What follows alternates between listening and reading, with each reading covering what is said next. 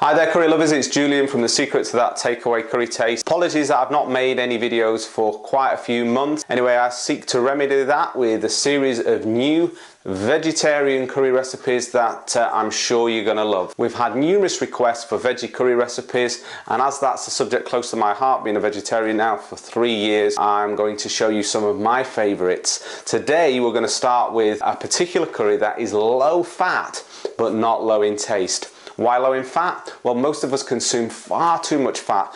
The UK average diet is around 50% of calories consumed from fat. Now you might find that hard to believe, but I used a particular program or app, which I'll leave the link for it below, called Chronometer. You might want to just check that out. As I say, I'll put it below the video, this link, and you just keep a daily diary and you'd be surprised to see how much fat we consume. So this dish might be low on fat, but it's not low in taste. So for this recipe, you're going to need the following. So you're going to need 2 red peppers, delicious red sweet peppers. You're going to need 2 aubergines. These will be baked in the oven, stroked, steamed. More about that later. And you're going to need 2 red, not white, red onions. We'll tell you why red a little bit later. And we're going to use 2 of these juicy, ripe, squidgy red tomatoes. So we've got a small amount of oil here, about 2 tablespoonfuls of extra virgin olive oil, and as this dish serves 4 people, that just equates to just a teaspoon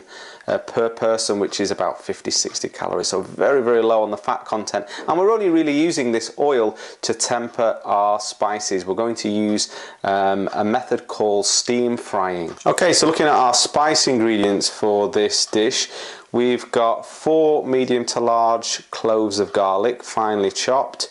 We've got a teaspoon of cumin seeds. We've got a tablespoonful of quality chili powder. Now what I do at home, and this is a great little tip for you, because a lot of the chili powders, the commercial brands, are very, very hot but lacking flavour. So I take a teaspoonful and a half in this case of good quality paprika, and add to that half a teaspoonful of hot chili powder and mix the 2 together, which is basically what this is. So that's a tablespoonful of quality chili powder, which will have flavour but not as much heat. We've got a tablespoonful of freshly ground coriander, and this is something you really want to try to do with your spices, is to grind your own fresh, because the flavour difference is incredible. And so we've got a tablespoonful of coriander, we've got a tablespoonful of freshly ground cumin, we've got a teaspoonful of garam masala, that will go in at the end, with a teaspoon and a half of turmeric, and we've got half a teaspoonful of hing, or also known as asafoetida. If you're looking for that authentic home style Indian taste, you have to try this spice. It's rarely known in the takeaway and restaurant style curry cooking because it's not used, but in home style authentic Indian cuisine, it's absolutely a fundamental spice. Just half a teaspoonful of that, and we've got about a teaspoonful of sea salt. So those are our spices. Okay, and we've also got half a pint of vegetable stock. And the reason we're using vegetable stock in this dish is for our steam fry method, which we'll get to in just a moment. But I use, when I'm using vegetable stock, and I rarely use it, I use the Callow brand. No nasties in those vegetable stock cubes, no MSG, no chemicals, all natural ingredients. What I've noticed on these travel log shows of chefs cooking in India, that they're invariably always cooking with red onions. I don't know if there's any particular reason for that, other than what's available locally, but I like red onions because they have a subtle flavour. They're not too strong in certain dishes, that is, and also they have a nice characteristic sweet flavour, which goes really well in this particular dish with the red pepper, so hence we're using the red onions. Okay, we mentioned at the beginning of the video that we're going to bake, steam, as it were, our aubergines, or if you're American, eggplant. The way that we do this is just to simply wrap them in foil.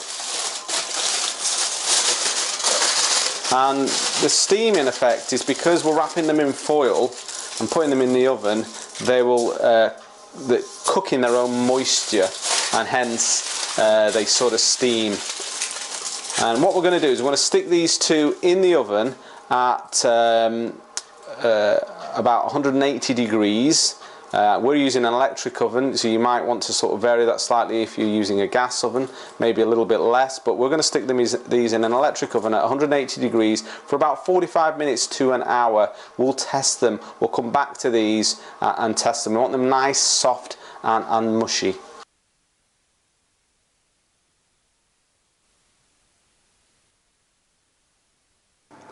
So we've got our 2 tablespoonfuls of olive oil to heat. We don't want this smoking, because if it smokes it will ruin the quality of the oil, and you really don't want to do that with olive oil. So we just want it nice and hot, and we can get in there with the cumin seeds and just crackle them in the oil.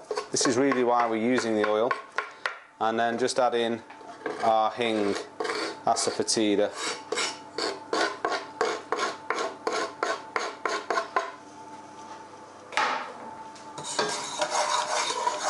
You can really smell that asafoetida once you start cooking it in the oil. It's got such a pungent smell, and you'll recognise that smell if you've got Asian friends and you've been to their houses and you've wondered what it is they've cooked, because it just smells so great.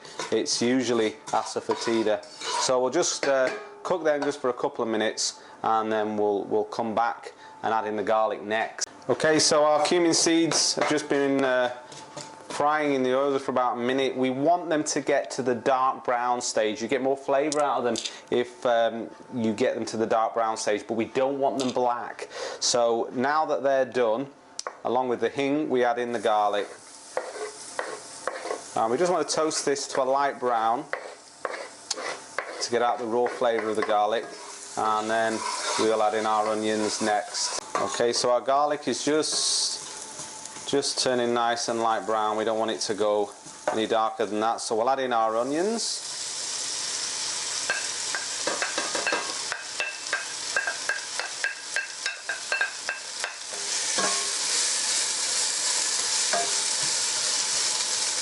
And we're just going to sweat those for a minute in the cumin, garlic, asafoetida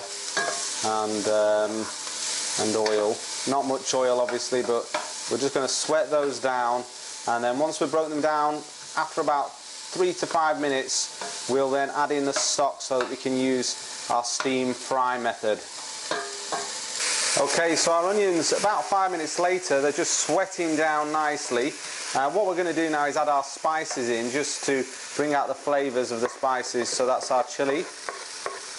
We'll add in the salt as well, coriander, cumin and turmeric. We don't want to add in the garam masala just yet, because this is a finishing spice. So we just added those spices in. Just stir them in. Now normally you'd be tempted at this stage with a normal curry to add in more oil, but don't be tempted to do that, because we're just going to fry in these spices just for a moment, just to cook them, the rawness out of them, and then we're going to add in our stock and use our steam fry method so that we get our nice healthy low fat curry. So just cook that for just another minute or two, and then we'll add in the stock. Okay, so we've cooked our spices in the onions and the garlic and the mixture here. Just sweated those down. You can smell the spices, you know when they're cooked because you'll smell them. They'll release their aromas. And now we're going to add in about half of our stock. So we've got half a pint of vegetable stock, so we're going to add in half that amount. And we've turned the heat up high, because what we're going to do now is what's called steam frying or sautéing. It's just another term for that. So we're going to get this boiling, and then as it comes to a vigorous boil, we're going to add a lid on top of that to lock in the moisture and steam fry it. Okay, so what we're going to do now is, now that our spice mixture and onions with the stock is coming to a vigorous boil, we're going to just put a lid on there to keep the steam in, and we're going to leave that on. We're going to turn the heat down just a little bit. We're going to leave that on for about 5 minutes. So the lid goes on, we'll turn our heat down, We had it on 9 there, which is almost full. We're going to turn that down to about 6, and we're just going to leave it for about 3 to 5 minutes. The thing is, you want to be using a non-stick pan for this style of cooking, for low-fat steam fry cooking, because it's going to make sure that your mixture doesn't stick to the pan. If you're using a stainless steel pan, then you're not going to get that effect. So I don't normally encourage the use of non-stick pans, particularly in the restaurant style curry, but in this style of cooking you want to get yourself a good quality non-stick pan. So we'll come back to that in about 3 minutes. Okay, so a couple of minutes later, 2-3 minutes, just give it a stir. It will stick a little bit to the bottom of the pan, because remember we have very little oil in here. And now we're going to add in our tomatoes and peppers. Now we've just rough cut these peppers. We've not been too fancy about it, just rough cut. You know, if you've got some nice big pieces as well as small pieces, it adds to the texture, makes it a bit more interesting. We don't want it to all disappear to nothing, to a mush in the pan. Okay, and so just stir those in. This absolutely smells fantastic already, and just think, there's so little oil in this, and when you taste this, honestly, it's absolutely not lacking in flavour whatsoever. You really will not miss the fact that there's a ton of oil in this curry, and you'll smile to yourself because you know that you're eating something that's really healthy, and it's not going to expand your waistline, which I think most of us, particularly this time of year, we're looking at sort of decreasing the waistline, not expanding it, and this is really going to help you. And it's all sort of recipes like this that have really helped me to lose. When I started to change my diet 3 years ago, I went from 15 stone to 11 stone. That's 4 stone just by changing the way I've eaten. So more about that in other videos. So what we're going to do now, we're going to return this to a higher heat. We're about 6 at the moment, take it up to about 8, and we're going to add the rest of the vegetable stock in there. We're going to add the lid back to the pan, and we'll come and check on that in about 3 to 5 minutes and give it a stir and keep our eye on it. So we'll come back to that in a few minutes. It's been about 45-50 minutes. We've opened our oven. We're just going to check. You need asbestos hands for this, or you could just try with a cloth. But basically, yeah, they're nice and soft and squidgy. So we can take these out now and we can mash them up and add them to our curry. So we've got our 2 aubergines in a bowl. What you really want is very simple. You can process these in a food processor, but I just take a knife and fork. Take the tops of the aubergines off. We don't want those. And just, you know, just to verify, that's what you want. Can you see how nice and mushy these are? And what this is going to do to your curry is add a lovely velvety, creamy texture to your curry, which really makes up for the fact that this is low fat. So basically all you just need to do is just cut them like this. You don't have to do it too much. We're not looking to completely pulverize it, but we're just tearing our aubergine. So we've got some pieces like that. That's it basically. And once our peppers and tomatoes have mulched down and softened, we'll add this to our curry. Okay, so a few minutes later, we're now ready to add in our mashed up aubergine. The idea with steam frying or sauteing is that basically we want to get the same effect that you get with frying, but obviously without the oil. So you know really when you've got the desired result when you take your lid off and just see that everything is just mulching and softening right down, which is what we've got here, just coming on great. So we'll just add in our aubergine,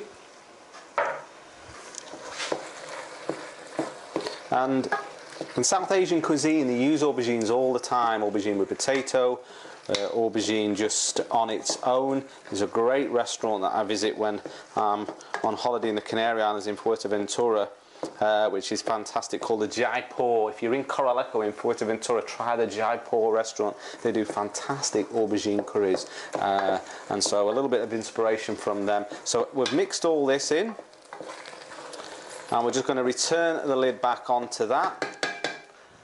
A few more minutes, another 3-4 minutes.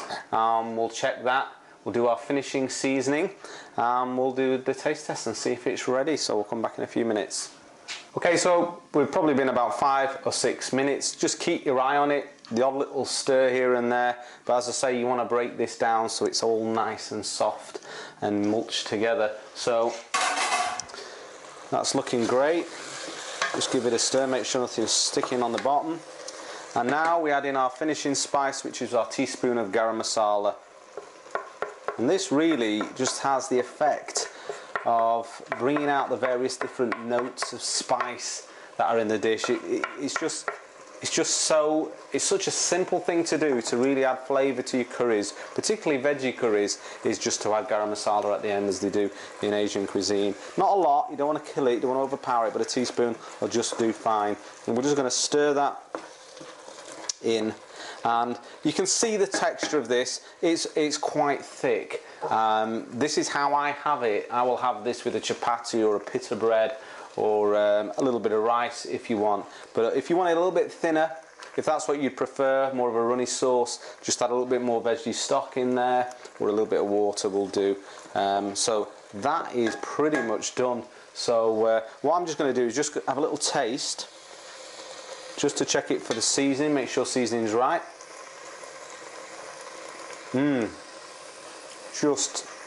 Just perfect, not too salty, quite spicy. If you don't want it too spicy, if you're not a spice lover, you can just leave the chili out or reduce that chili in there. But this just tastes great, just as I like it. So we'll serve that up. So there we have it, our delicious aubergine and red pepper curry. You really want to try this. It's a delicious, tasty, rich flavoured curry without all the oil, and you can serve it up with some rice, you can serve it with a chapati or a naan bread. I'm just serving it with a nice wholemeal pita. So next, just the taste test, I think.